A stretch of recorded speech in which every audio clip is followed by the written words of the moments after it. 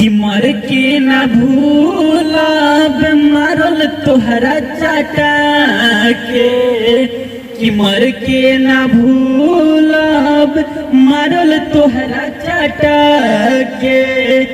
कफन बनई है अपना दुपट्टा के, कफन बनई है अपना दुपट्टा के।